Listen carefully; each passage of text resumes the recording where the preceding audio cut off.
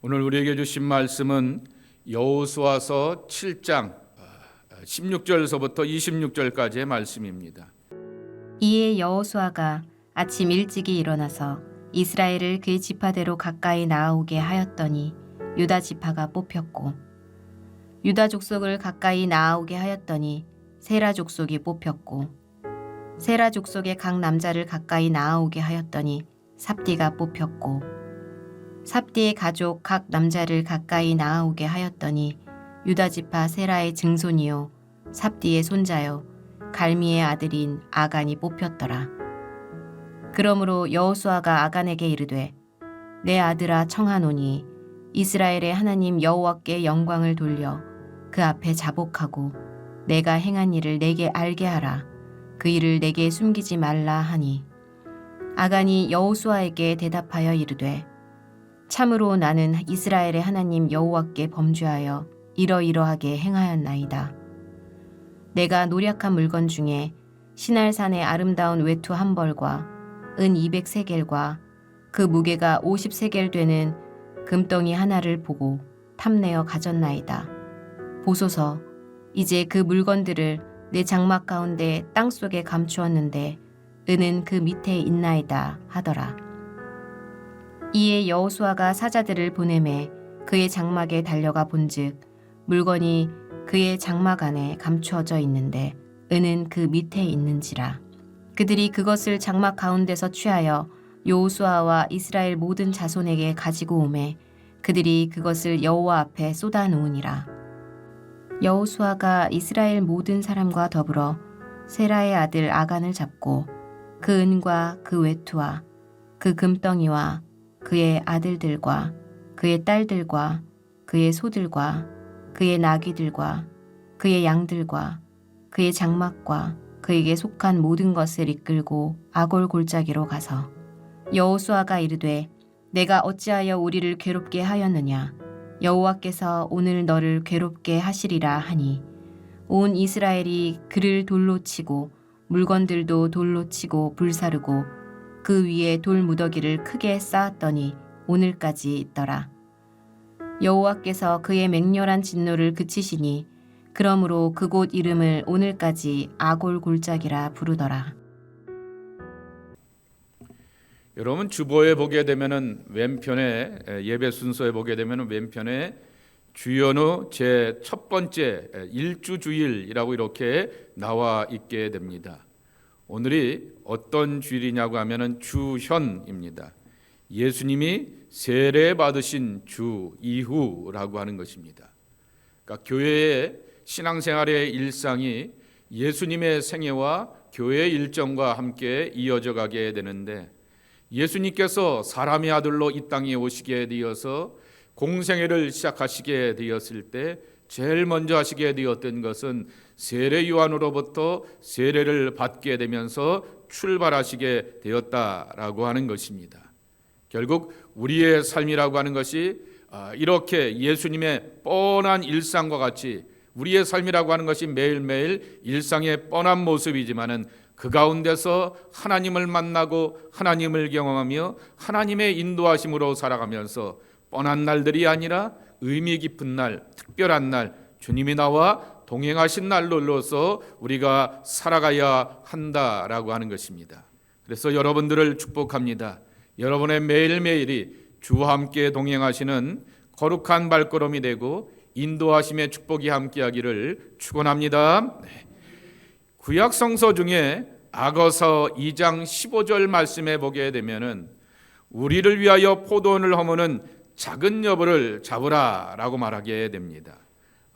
작은 여우를 잡으라라고 이렇게 말하게 되는데, 영어 성경 ESV를 NIV나 킹 제임스 버전을 보게 되면은 이렇게 말하게 됩니다. The little fox spoil the vineyards, 그렇게 말하게 됩니다. spoil이라고 하는 그러한 단어를 쓰고 있는 것입니다. 아가서에서 말하는 포도원이라고 하는 것은 아가서 그대로 나와 너와의 연인들의 달콤한 관계를 깨트려 버리게 되었던 어떤 문제들이 있음, 이것들을 작은 여우라 이렇게 말하게 되고, 이 포도원의 풍성함처럼 나와 너의 연인의 관계가 건강하게 세워졌으면 좋겠는데 뭔가 흐트러놓는 것이 있다라고 하는 것입니다.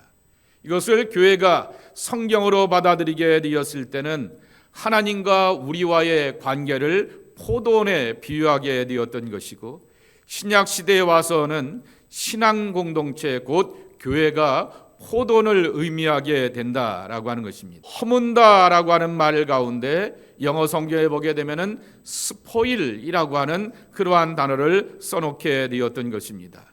루인, 디스트로이 이런 파괴한다라고 하는 말, 여러 우리가 알고 있는 그래도 몇몇의 영어 단어가 있게 되는데 왜 해필이면 스포일이라고 써놓게 되었을까라고 하는 것입니다. 그래서 구글링에다가 아예 영어로만 스포일 이렇게 써놓게 되었더니 이렇게 풀어주게 되는 것을 보게 됩니다.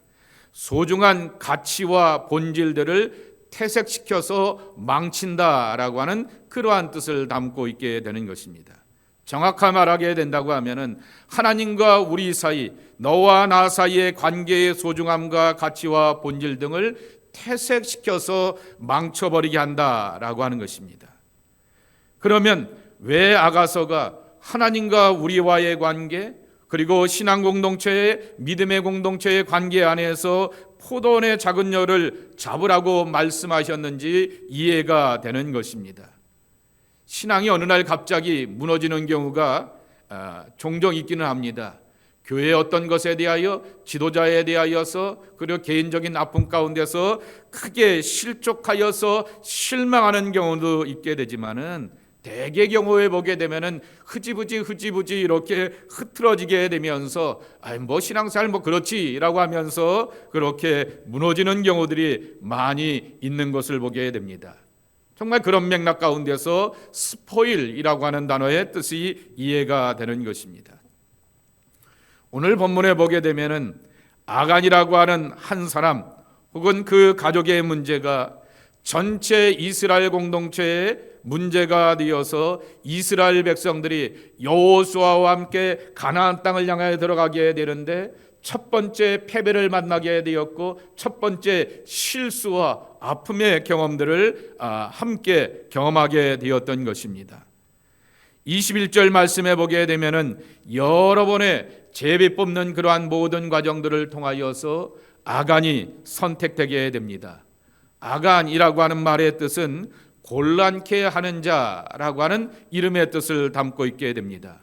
영어로 표현한다면 트러블 메이커인 것이죠. 그 아이성 패배의 원인의 당사자로 선택당하게 되자 이렇게 고백하게 되는 것이죠. 21절입니다. 내가 노력한 물건 중에 신할산의 아름다운 외투 한 벌과 은 200세벨과 그 무게가 50세겔 되는 금덩이 하나를 보고 탐내어 가져갔나이다. 보소서 이제 그 물건을 내 장막 가운데 땅속에 감췄는데 은을 그 밑에 있나이다 하더라 라고 말하게 됩니다. 여러분 은 50세겔인데 탐 안 나세요? 여기 보게 되면은 아름다운 외투 한 벌 그랬는데요. 페르시아 카페트, 페르시아의 외투, 가죽 외투가 굉장히 퀄리티가 비싼 옷입니다.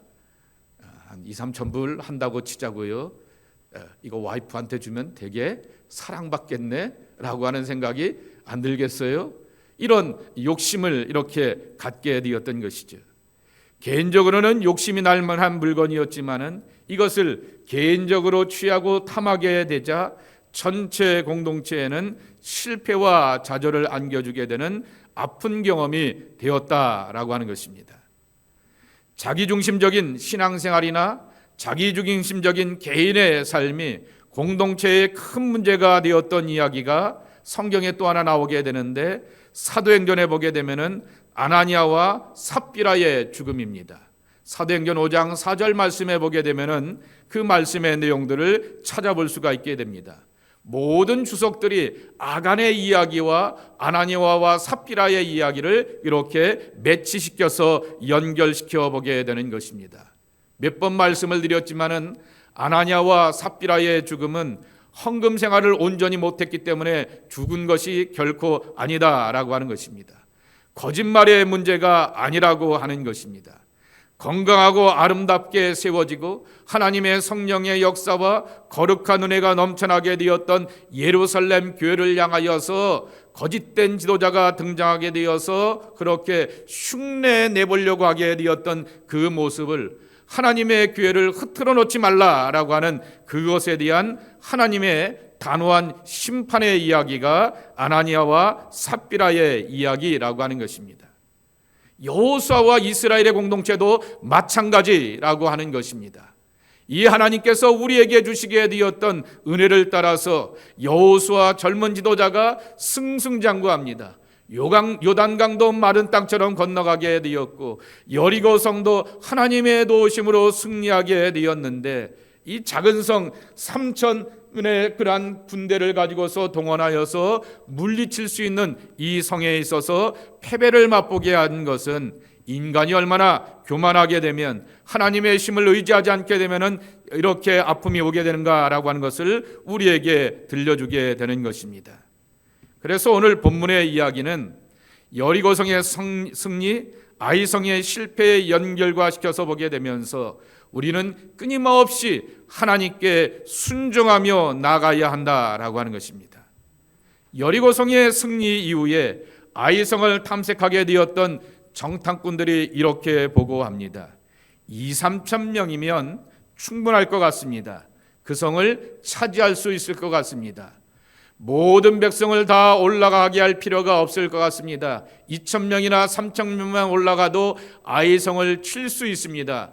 모든 백성이 그 성을 치느라고 다 수고할 필요가 없을 것 같습니다. 성 안에 있는 사람들의 수가 얼마 되지 않습니다. 이 포준세 번역의 번역이라고 하는 것입니다. 여러분 여기서 하나 주목해 봐야 될 단어가 있는데 백성이라고 하는 말입니다. 전쟁에는 누가 나가죠? 여자가 나가나요? 아이가 나가나요? 나이가 많은 사람들이 나가요? 누가 나가죠? 젊은 남자들, 요새는 뭐 여자 군인들도 많이 있지만은 군인들, 남자들이 나가게 됩니다. 모든 군인들이 다 올라가게 할 필요가 없습니다 라고 하는 것이 정확한 번역인데 우리가 갖고 있는 이 개역개정판이나 표준세 번역에 보게 되면 다 똑같이 모든 백성이라고 이렇게 말하고 있는 것입니다. 이게 제 눈에 확 들어오게 되는 것입니다.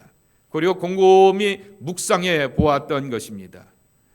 왜 군인이라 말하지 않고 군대라고 말하지 않고 이렇게 백성이라 이렇게 말하게 되었을까라고 하는 것입니다. 사실 이스라엘의 군대라고 하는 것은 무기를 갖추고 훈련이 잘 되어 있게 되었던 정규 군대 정예의 병사들이 아니라고 하는 사실인 것입니다.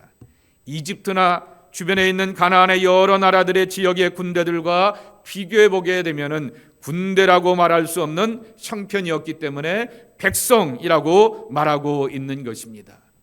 전쟁의 결과와 승패는 이스라엘의 군대나 무기에 있는 것이 아니라 하나님의 도우심과 인도하심에 있다라고 하는 것입니다.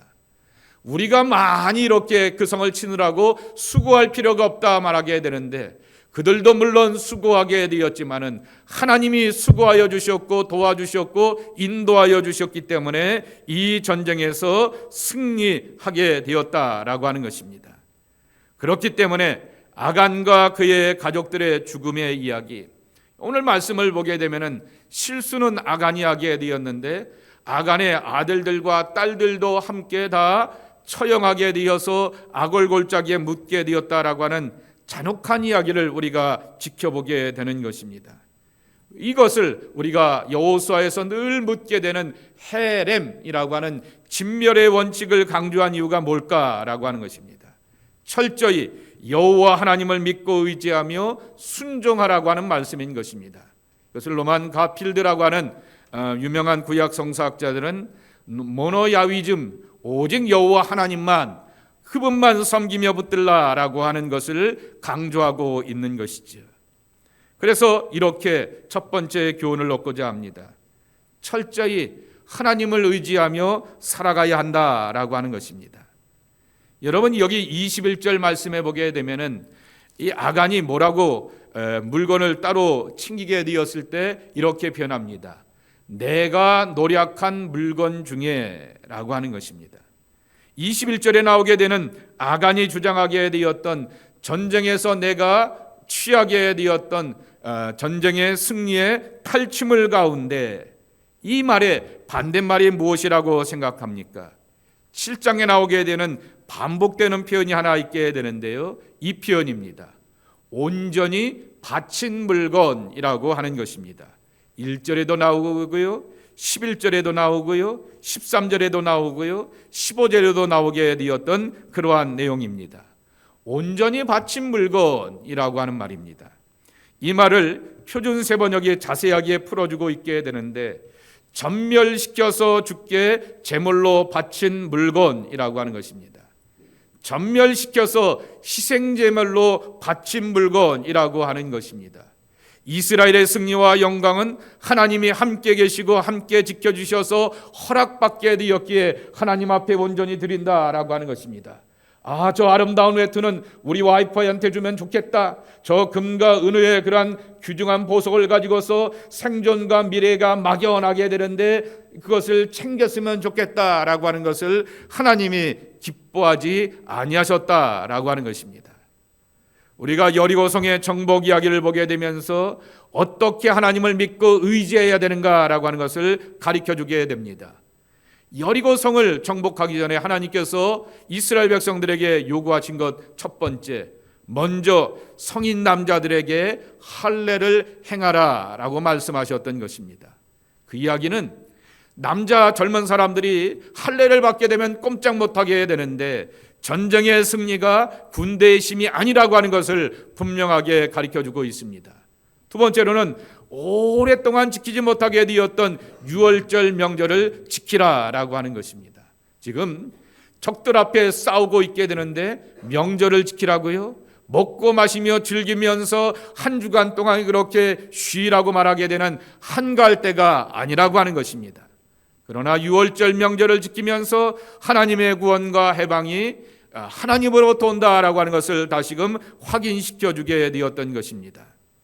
여리고성을 무너뜨리는 과정과 방법도 맨 앞에 나팔을 불게 하고 그리고 또한 제사장이 있게 하게 되고 언약궤를 동원하게 되는 것입니다. 무슨 심리전을 펼쳐갔던 것 같아 보이게 되는데 온 이스라엘 백성들을 향해서는 6일 동안 입을 다물고서 침묵하는 훈련을 통하여서 하나님의 일하심을 그들이 배우게 되었던 것입니다.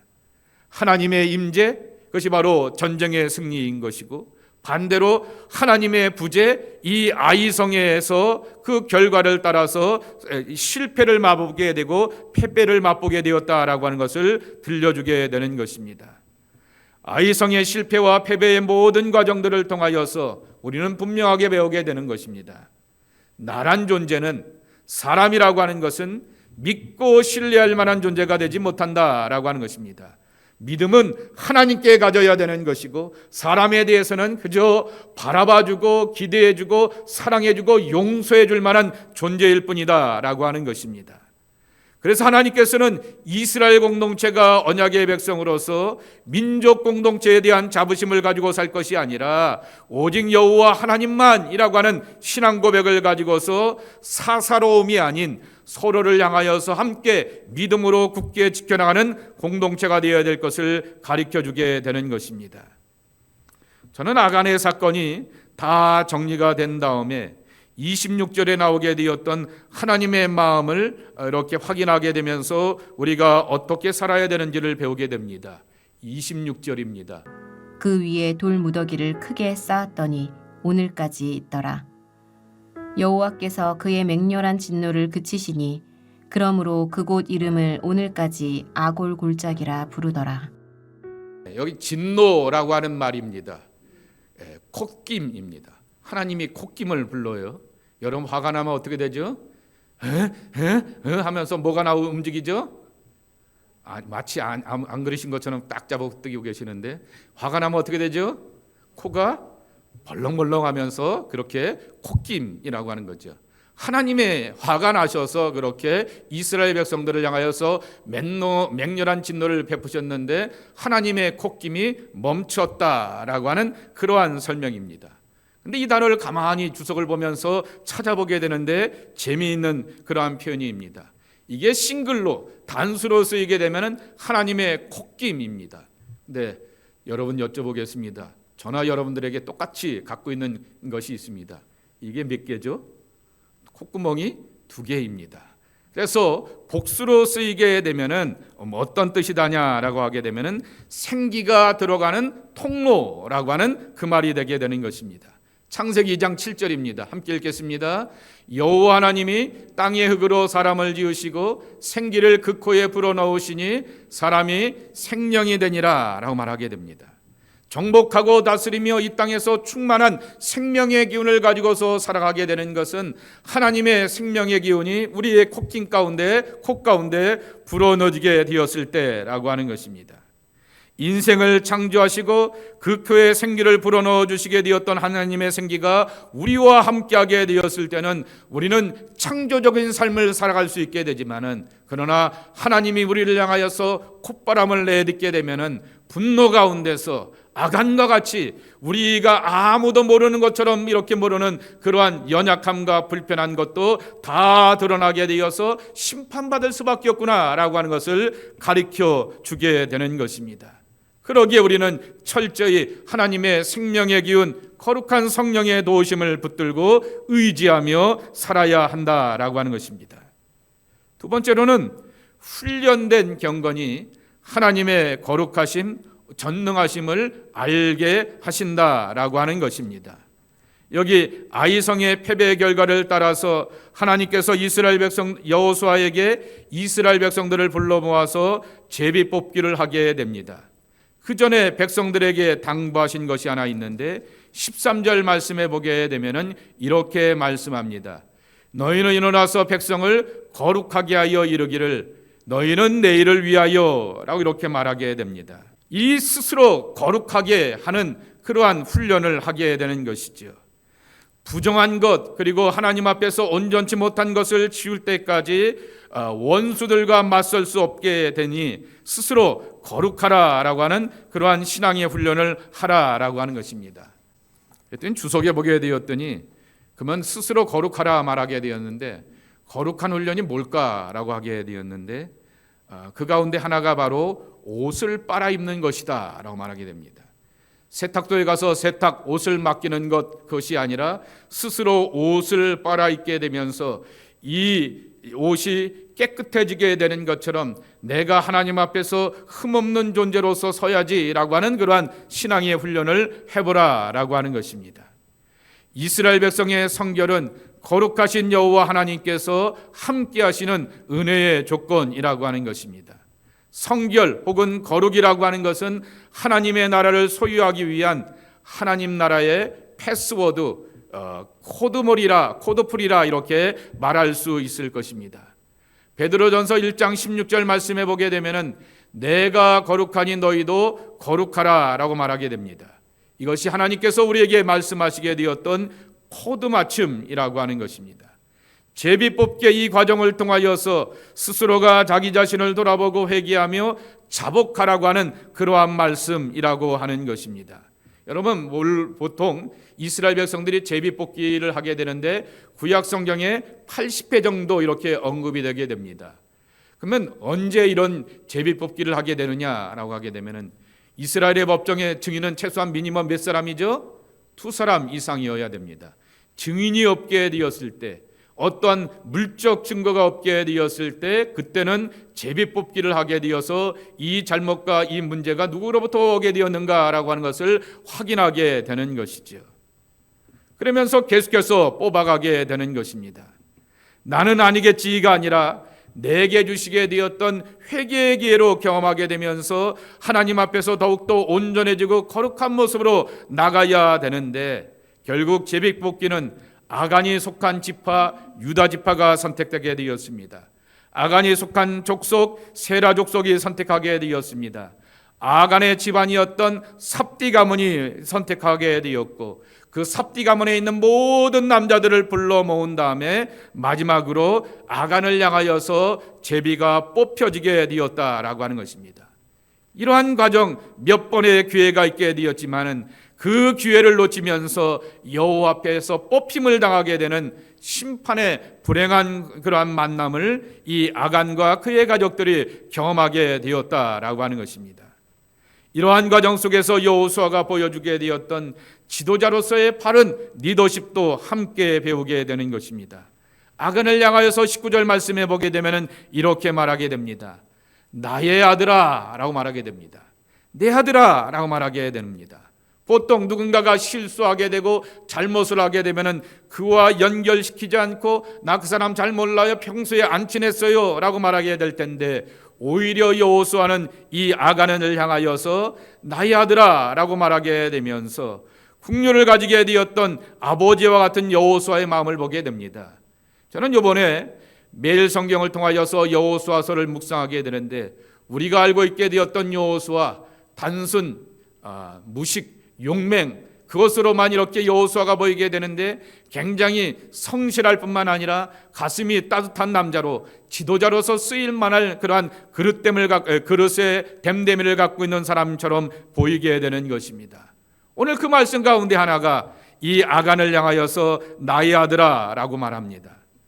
여호와께 영광을 돌리라 라고 그를 말하게 되었던 것은 하나님이 모든 것을 다 알고 있다는 것을 기억하며 하나님의 전지전능하심을 고백하라라고 하는 그러한 권면이라고 하는 것입니다. 아간은 이러한 모든 과정 가운데서 자신의 욕망을 인정하고 고백하게 되는 것입니다. 결국 아간과 그의 온 가족이 돌로서 심판을 당하게 되었던 것입니다. 돌의 심판이라고 하는 것은 이스라엘 공동체 가운데서 가장 악한 형벌에 대한 심판을 의미하게 되는 것이죠.